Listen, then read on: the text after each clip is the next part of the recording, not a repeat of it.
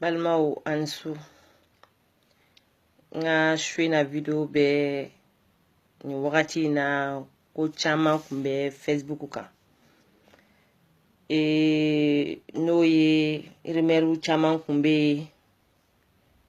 ko arasate ka beninga telefonu ta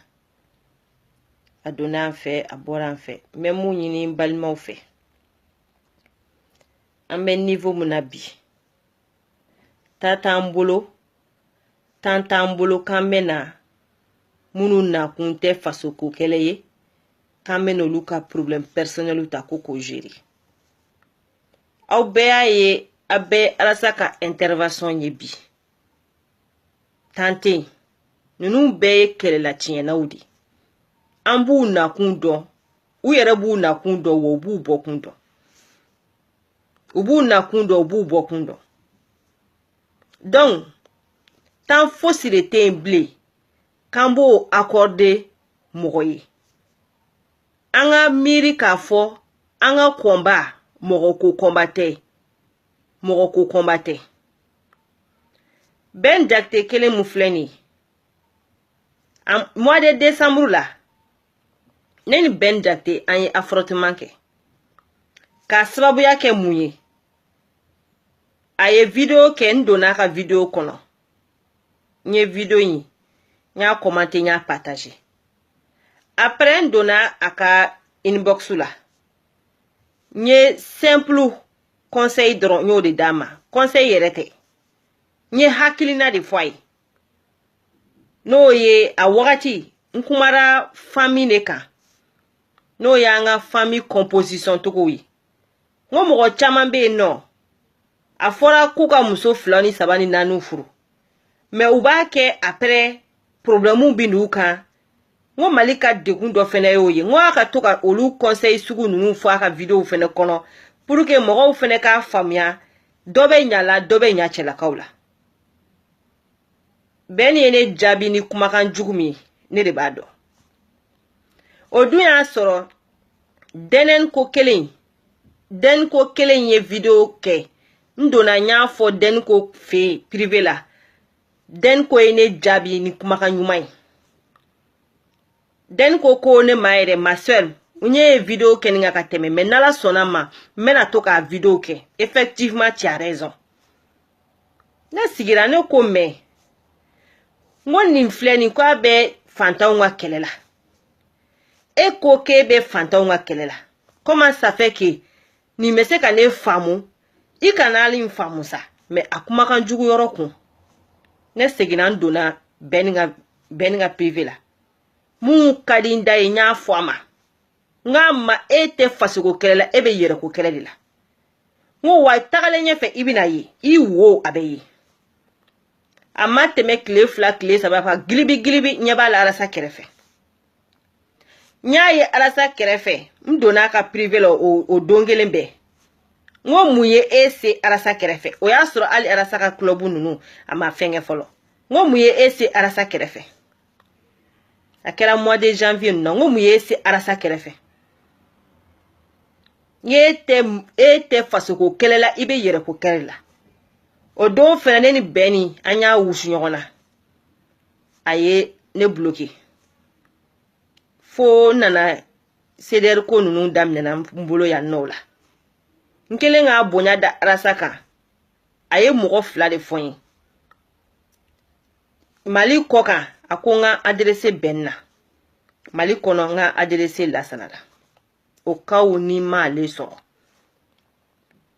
mais akele nga bento foyin aye ndabaliba comment ça fait que arasa be sekata beni to fo kaseni niveau ma aye ndabaliba ne ma beni wili ko fene na arasa nyogon soro akuye beni soro wa ngonno ma wili ako beni wili beni nga homme de confiance li ba do itina te kuma mais igela ina ka nyogon soro aka kele ba beni ne ka homme de confiance li ne beni wili beni kuma mi foni amanjabi kuma kan jugulo la de tinye to Mahamadou amanjabi kuma kan jugula mais beni kuma munu foni ne ba do ni arasa ka combattre continue mais ma fin fo mo ye maje fo mo intemani sinfle parce que sigi ɲɔgɔn sɔn fɔ dalateliya don ni sigi mɛnna sɔntigi bɛ dɔn parce que hali ni ne kun taara olu bɛɛ ɲɛfɔ Arasa ye fu de don parce que o don Arasa ko a ka homme de confiance don n k'a to yen Arasa yɛrɛ k'a découvert a yɛrɛ ye o ka fisa ne ka taa mankutu tiɲɛ kuma fɛn fɔ n ye n da de o de la bɛɛ ni bɔlen Arasa kɔ a ma n dabali ban a ma bali n na n m'a ɲɛɲini k'a la ɲɛdɔn donc ne kɔni bolo et puis n y'a kɛ espérer ye k'a fɔ bɛɛ ni ye n ko Arasa ko n ma n k'i wele k'a ka homme de confiance ye bɛɛ ni b'o bɛɛ kalama donc mɔgɔ min k'a fɔ mɔgɔw ye k'a ka homme de confiance ye e ye e ka tila k'a ye bi k'o tigi tɛ sɔn k'e ka téléphone ta ne kɔni bolo i b'i yɛrɛ ɲininka kun jumɛn na a tigi tigi ka téléphone ta e b'i yɛrɛ ɲininka kun jumɛn na a tigi tigi ka téléphone ta ne bɛ mun fɔ n balimaw bɛɛ ye CDR kɔnɔ n bɛ mun fɔ u bɛɛ lajɛlen ye n'aw ɲɛ bɛ CDR la mɔgɔ sugu bɛɛ bɛ CDR kɔnɔ mɔgɔ sugu bɛɛ o ye wajibi de parce que jɛkulu y'o de CDR drapeau ni fɛn sugu bɛɛ bɛ masque bɛ mɔgɔw kɔnɔ a la a drapeau bɛ mɔgɔw kuncɛ la a la dɔw y'a turamagan ye wa dɔw y'a fɛn bɛɛ ye mais f'an k'a bila an kun na dɔw nalen n'o yɛrɛ ɲini kɛlɛ la fɛn sugu bɛɛ b'a kɔnɔ donc n'an y'a ye mun jiginna an kana sigi komi n'a y'a sɔrɔ ko wɛrɛ de don f'an k'a faamuya a tigi donkun ye mun ye a yɛrɛ y'o dɔn wa a yɛrɛ bɔkun ye mun ye a y'o fɛnɛ dɔn parce que fɔlɔ un jeune pour qu'il ka dɔn i bɛ don famille politique dɔ de la i ka dɔn n'o ye bi komi bɛɛ ɲɛ b'a la politique ninnu a sanga t'a la bilen Mali la sanga bɛ fɛn mun na o ye révolution de donc o jeune kelen ninnu olu de bɛ ka don k'u yɛrɛ kɛ révolutionnaire ye ka tɔgɔ sɔrɔ ka jamu sɔrɔ k'u yɛrɛ kɛ faso kanubagaw ye u bɛ waleya minnu kɛ parti la n'u donna parti politique la k'a kɛ komi ni n bɛna Mali bɔ nɔgɔ la o jeune kelenw de bɛ ka don CDR la o jeune kelenw de bɛ k'u yɛrɛ kɛ révolutionnaire ye Facebook kan k'a sɔrɔ u yɛrɛ b'u nakun dɔn mais a tɛ marcher an tɛ mɔgɔ si contre la an y'o de fɔ an bɛ système contre la système in de b'i n'an cɛ donc n'i y'i bolo da fanga kan i bolo dara système in kan i b'i changer de n'i ma changer an b'i ci k'i da k'aw la o de b'an ni bɛɛ cɛ an y'o de fɔ n ko minnu bɛna fanga ta baara bɛ da aw kan mun ma da IBK kan baara bɛ da aw kan mun ma da fanga ɲinina minnu y'a kɛ ka tɛmɛ o minnu b'a nɔfɛ n ko baara bɛna da aw kan a mun ma da IBK kan parce que an tɛ manipuler mɔgɔ si fɛ bilen an tɛ manipuler mɔgɔ si fɛ an tɛ clavier ko mɔgɔ bɛ n'i sigi k'i b'an manipuler k'i sago ye quoi non o tile banna alhamdulilayi rabbil alamina bi Facebook y'o tile ban dénoncement tile de bɛ yen dénoncement tile de bɛ yen donc n'i y'a kɛ dɔrɔn an bɛ bɔ k'i dénoncer n'i ma content i bɛ bɔ k'i ta fɔ an bɛ ɲɔgɔn na an n'u tugu bɛ ɲɔgɔn na an génération an n'u tugu bɛ ɲɔgɔn na donc o de kun do k'a fɔ donc k'a fɔ ko bɛɛ bɛ révolution kɔnɔ parce que n'i nana tunga la n'i nana Faransi mais exemple di n'i nana Faransi ye bɛɛ kɛ kelen ministre den tɛ yan koyi président den tɛ yan dɛ n'i nana yan dɛ i n'an bɛɛ de ye kelen an bɛ baara min na i b'o kelen de kɛ donc u jeune ninnu bɛ yan u bɛ fɛ ka taa mais u t'u tagacogo dɔn parce que n'u taara olu tɛ se ka taga ka taa sigi Mali la ten f'u bolo ka da faso nafolo kan f'u ka taa sigi climatiseur kɔrɔ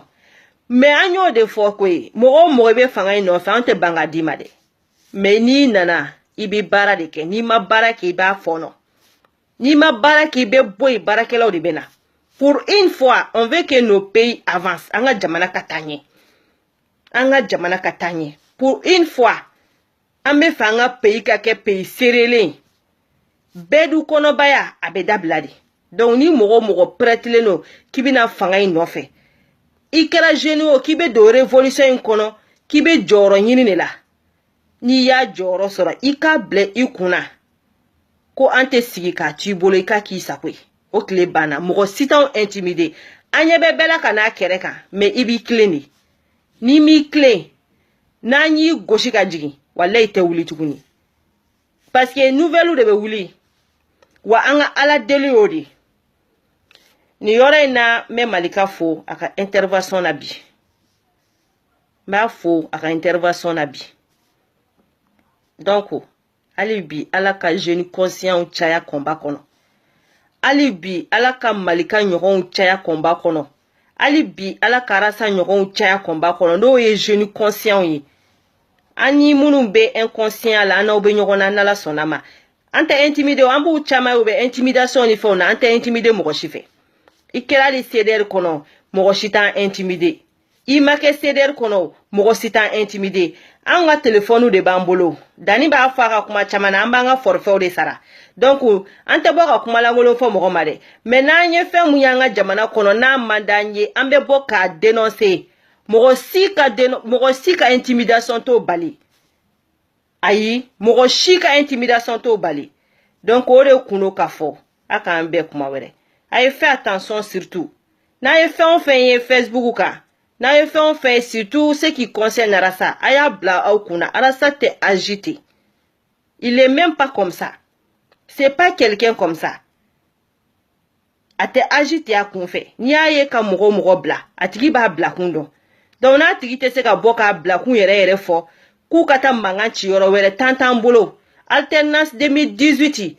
à partir d'aujourd'hui mana vidéo nunu yere antena ketuguni parce que antena sigi tantan bolo kame doga petite vie kumake beki nyeshi kele yere ma cette fois-ci na ye fait Facebook aya blaga jigi kerefe aga nyeshi kele yere ma parce que ni bi yere bora la fait alternance 2018 concerné neta vidéo ke ani bora ni vocali keme fle ko jene sogodogo ni fo moko tala ntebo ki jabi fe muye anga faso kele mbode ke à partir d'aujourd'hui donc wala ni video mi la jan doni donc ni fe te maliko kuma ye ko karsaya donya fe karsaya boyan fe amoko tila ikera ceder fe anga stratola ango malile ceder kona te se ki to ki sago ke mo la ou ver ceder kona ti se ka to kibiti yere ke jaku révolutionnaire ya mbolo ya no bébé se ka maliko keleke be ibe ceder la ite ceder la o bébé se ka maliko keleke abe ka bo ka maliko keleke be tout le monde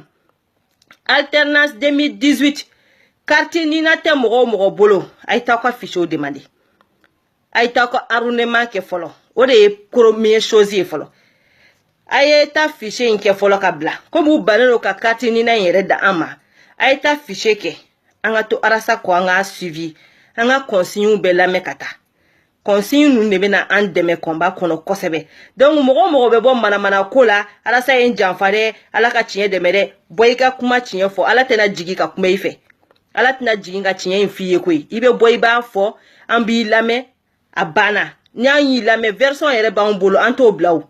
ni bola ni taye domina ambe bona nga version yere kadima jama ma bebo lame mais ni tese ka boni ka version e fo ala sa ya doyan fa ya boyan fe amogo to lula et puis à partir d'aujourd'hui vraiment jeunesse ou quelle est damnena no yi alternance 2018 fe be bo kayere ke victime ye ki yere ke jaku ya victime ye o français sigire gelale mbu bolo sa o be fanga takadi u ka taka malikono ameriki de gelale mbu bolo o bara o de be ka digu farikolo lo be fanga taka sigi malila donc nous be tout afficher ni arasa ye donc si ça kubara sa manipuler kubara sa kusa kwe donc ni arasa ma do amunya na dafe obeti sigi mana kanfo la yoro la non ni te fenga to ameriki ite fenga to franci ibe fenga ta femu ke malikono ta nyini ni srawere atenyini ni arasa ka atenyini ni arasa tokoy atenyini na ebi atenyini na esini voilà parce que arasa be maliko kere la abe maliko kere la on be maliko kere la donc o ka fo baby clairement donc vraiment génération battu cederu faso de nyumo il est temps anga nyeshi combat ere ma donc o de kunu ay nyogon sensibiliser ay ko fo nyogonye beki abonné à la page là ni mo mi se ki abonné ay vidéo nous na ku partager comme d'habitude aka consigne nous la mekataka donc o de kumembolo ka fo bi parce que ni bi bora la netena na vidéo faso nous ke blé fait en fait 2018 in concerne Nintendo do la blé mais mouye benin taye fo kunga boka ni yoroni fo beko ye Benny kun ye Alasa ka homme de confiance de. Donc bi ni Alasa ko ataka téléphone ta, Benny ba do kumina ataka téléphone ta. Donc o de yoroni na ngombe boka kuma. Donc aka ambe kuma bere. Au revoir.